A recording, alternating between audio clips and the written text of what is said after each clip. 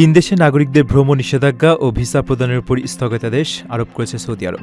নাগরিকদের এই দেশগুলোতে ভ্রমণের উপর নিষেধাজ্ঞা আরোপ করার পাশাপাশি এই তিন দেশ থেকে আসা ব্যক্তিদের সব ধরনের ভিসা প্রদান ও দেশটিতে প্রবেশের উপরও সাময়িক নিষেধাজ্ঞা কার্যকর করা হয়েছে। নতুন এই বিধিনিষেধের আওতায় এমন কোনো যাত্রীও সৌদিতে প্রবেশ করতে পারবে না যারা সৌদি আরবে আসার আগের ২১ দিনের মধ্যে এই তিনটি দেশের যে কোনো একটিতে অবস্থান করেছেন বা যাতায়াত করেছেন। এমনকি অন্য কোনো দেশ হয়ে আসলেও এই নিয়ম কঠোরভাবে পালন করা হবে বলে সংশ্লিষ্ট কর্তৃপক্ষ জানিয়েছে।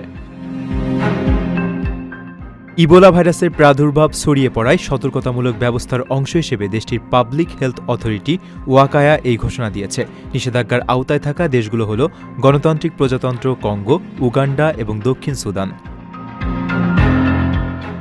ওয়াকায়া এক বিজ্ঞপ্তিতে জানিয়েছে, ইবোলা ভাইরাসের ঝুঁকি মোকাবেলায় দেশটির স্বাস্থ্য মনিটরিং ব্যবস্থা সবসময় সজাগ রয়েছে।